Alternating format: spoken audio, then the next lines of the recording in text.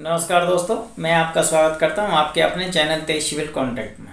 दोस्तों, आज हम एक ऐसे टॉपिक पर बात करने वाले हैं जो बहुत सारे नए कॉन्ट्रैक्टर बनने वाले हैं या बन चुके हैं और वो अपना काम स्टार्ट भी कर चुके हैं।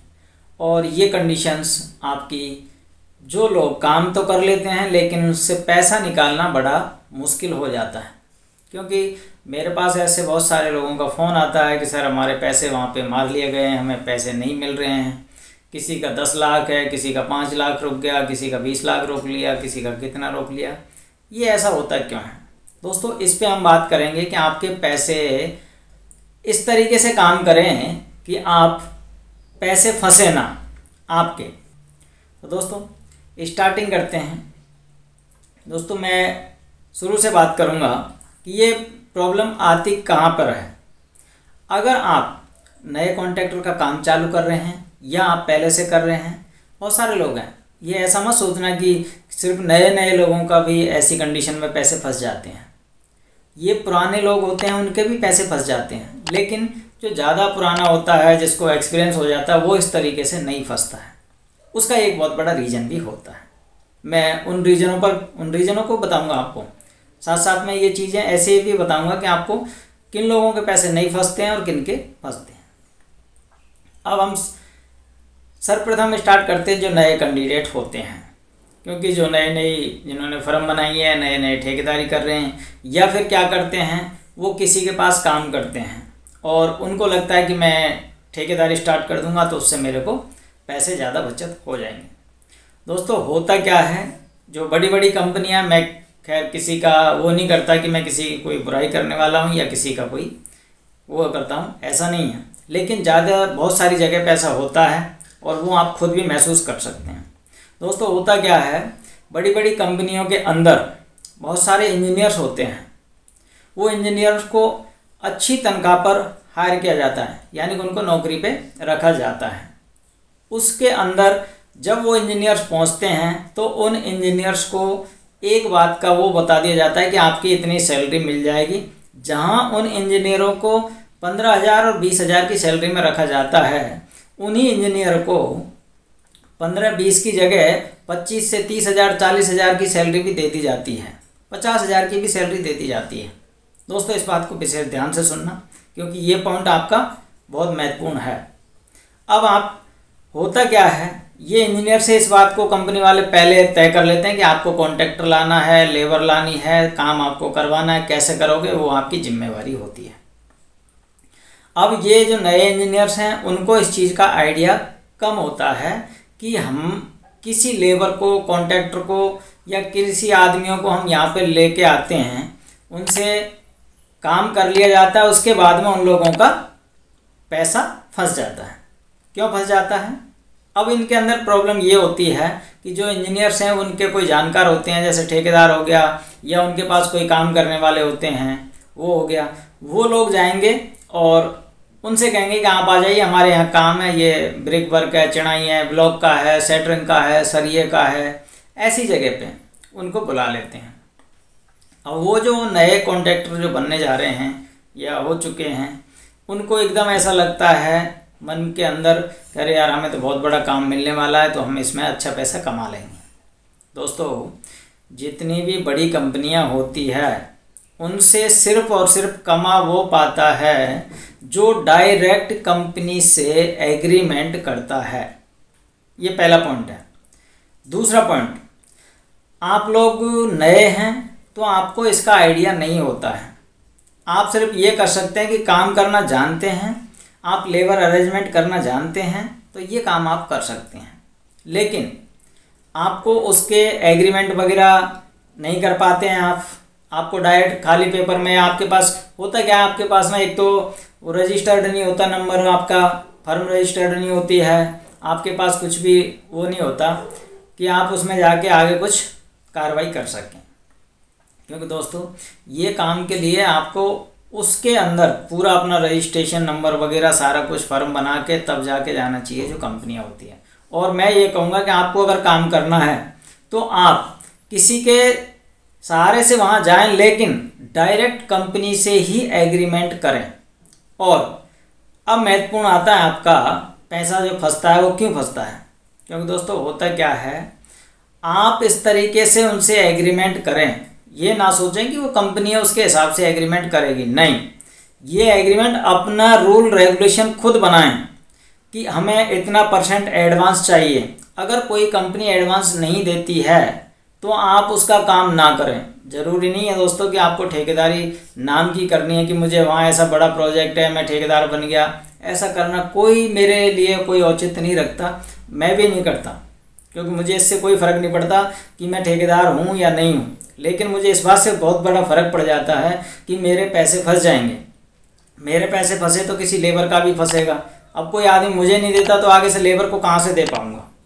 तो इन चीज़ों का विशेष ध्यान रखें। आप सिर्फ और सिर्फ एक बात का ध्यान रखें, सबसे पहले आप एडवांस लेके काम करें। चाहे कोई भी कंपनी हो, XYZ, बहुत सारी कंपनियां हैं जो एडवांस देती हैं। आप डायरेक्ट कॉन्टैक्ट कंपनी के थ्रू ही एग्रीमेंट करें। अब दूसरा पॉइंट आता है, पहला पॉइंट, अगर कोई कंपनी आपको एडवांस नहीं देती है तो उसका काम ना करें, क्योंकि ये चीज़ प्रॉब्लम में आपको डाल सकती है। क्योंकि विदाउट एग्रीमेंट के अगर आप कोई काम करते हैं तो आपका कोई, आपके हाथ में कोई वो नहीं रहता कि आप किसी से पैसे लेने के हकदार हैं या नहीं हैं। क्योंकि सादा कागज़ पे लिख के दे देते हैं, रेट हो गई ये वो फलाटी का, आपका ये करके आपको फंसाने का काम हो जाता है। तो आप इस तरीके से काम ना करें। अब आता है अगला पॉइंट, अगर आपका एग्रीमेंट में ये क्लियर हो गया कि भाई हमें इतना % एडवांस लेके चल रहे हैं, आप टर्म्स एंड कंडीशन, मैंने एक वीडियो बनाया उसमें आप देख सकते हैं कि कौन कौन सी टर्म्स कंडीशंस आपको लिखनी चाहिए। वो टर्म्स कंडीशन अगर आपने देख ली तो आप उनको रेगुलेशन, रूल रेगुलेशन के अनुसार अपना खुद का वो बना के चलें। कोई कंपनी करे या ना करे, आपको नहीं करना है। आप क्या करना है उसके हिसाब से चलें। उसके बाद में अगला पॉइंट आता है आपका टर्म्स कंडीशन के अंदर पेमेंट का, रनिंग बिल का। आप जब भी बिल बनाएं उसमें स्पेशल लिख के रखें, अगर मेरा बिल बना के मैंने तैयार कर दिया तो उसके बाद में 5 दिन के अंदर या 10 दिन के अंदर पेमेंट हो जानी चाहिए। दोस्तों इससे बहुत बड़ा फ़र्क पड़ता है। उसके अंदर लिख दिया जाए डायरेक्ट, आप उसके अंदर टर्म्स कंडीशन में लिखें कि इतने दिन के अंदर अगर पेमेंट नहीं हुआ तो आप काम बंद कर दें। दोस्तों अगर आपने अपने टाइम से काम बंद कर दिया तो आपको इस चीज़ को फ़ायदा हो जाएगा कि आगे का काम नहीं करेंगे तो आपका पेमेंट नहीं फंसेगा। क्योंकि अगर कंपनी का काम बंद हो जाता है तो वो आपको पैसे अवश्य देंगे। अगर उन्होंने, आपने काम बंद नहीं किया तो वो 10 दिन, 5 दिन, 15 दिन और आगे बढ़ा देंगे। अगर आपका काम महीने 20 दिन अगर आपने और चला दिया तो समझना आपकी पेमेंट लाखों में फंस जाती है। उसके बाद में वो कहेंगे कि इसको और करो, उसके बाद देंगे। क्योंकि उसके बाद आप सोचोगे यार इतना तो पैसा फंसी गया और कर लेते हैं, बाद में जाके ये प्रॉब्लम और बढ़ जाती है। अब बहुत सारा जब पैसा इकट्ठा हो जाता है तो फिर बाद में जाके बीमारी आपकी फंस जाती है कि यार अब क्या करें, अब कहाँ से पैसे लगाएंगे या कैसे पैसे देंगे। और कंपनी वाले इस चीज़ को नहीं सोचते हैं। और जिस इंजीनियर के थ्रू आप जो वहाँ पे काम लेने गए हैं उस इंजीनियर की भी छुट्टी कर देते हैं और फिर कहते हैं कि वो इंजीनियर हमारे यहाँ से घपला करके चला गया, इसलिए उससे जाके बात करो। क्योंकि आपने बात किससे की? इंजीनियर से।